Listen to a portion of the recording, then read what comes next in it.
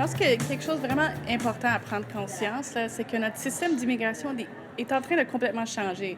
Avant, c'était les gens venaient comme résidents permanents pour rester ici, s'intégrer à la société québécoise, devenir partie de notre communauté.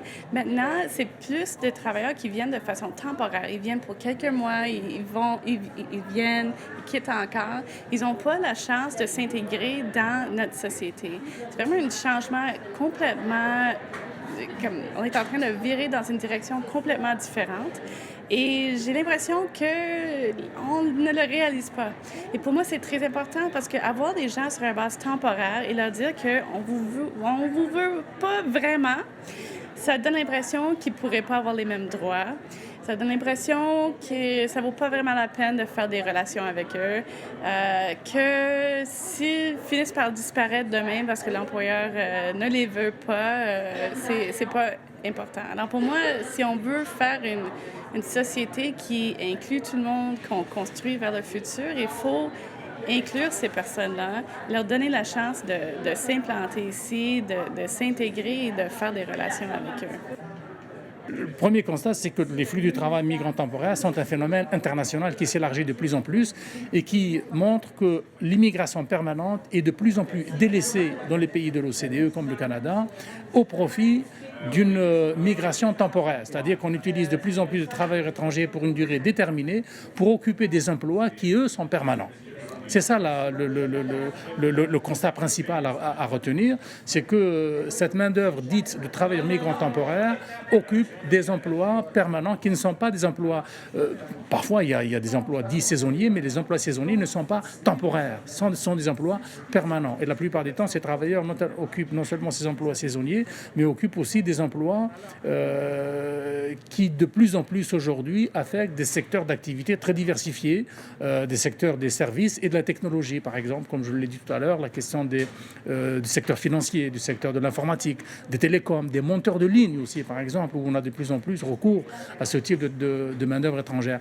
Alors, c'est véritablement une tendance lourde aujourd'hui que ce phénomène des travailleurs migrants temporaires et qui ne touche pas simplement ce qu'on appelle la catégorie des travailleurs étrangers temporaires. C'est un phénomène beaucoup plus large qui affecte l'ensemble de la structure de l'emploi dans ce pays. Et donc, premièrement, c'est une main-d'œuvre à coût réduit. Deuxièmement, c'est une main-d'œuvre qui est hautement flexible, dans la mesure où les entreprises ont accès à cette main-d'œuvre à partir de leur propre initiative, de leur propre demande, et bénéficient donc d'un processus administratif particulièrement allégé. Donc aujourd'hui, là, on n'est plus parce qu'on n'est pas dans le cas de l'immigration permanente, on est dans le cas vraiment d'un usage rapide, flexible et optimisé de la main-d'œuvre migrante temporaire.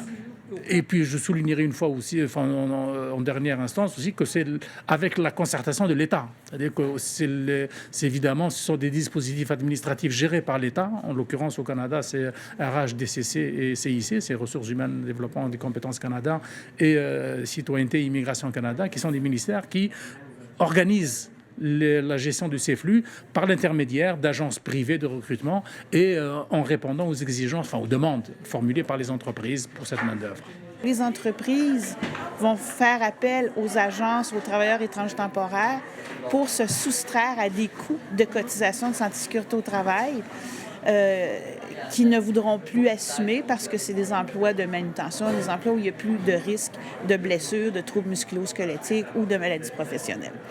Donc, cette précarité-là pose un problème en termes de santé de population et pose aussi un problème en termes de surveillance. Alors, même si ces travailleurs-là ne sont pas exclus par les lois de santé du travail, la précarité du lien d'emploi fait en sorte que les professionnels ne les trouvent pas dans les entreprises. Ils peuvent être là, mais comme ils ne sont pas des employés de l'entreprise cliente, dans le cas de l'entreprise des agences, le médecin du travail ou l'hygiéniste peinent à intervenir auprès de ces gens-là. Ils ne savent même pas qui ils sont, ou s'ils sont là, ou quel type d'enlien qu'ils sont.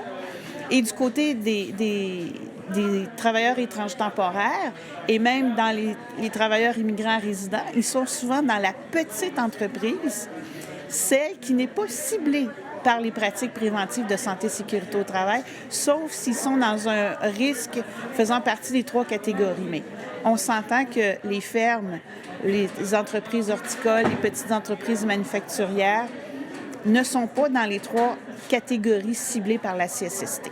Alors, il y a un vide autour de ces gens-là qui sont de plus en plus exposés et de moins en moins protégés, même si les lois ne les excluent pas. Ces gens-là n'oseront pas porter plainte pour ne pas briser le faible lien d'emploi qu'ils ont, n'ont pas les moyens d'aller en cours pour contester sur des pratiques inégales.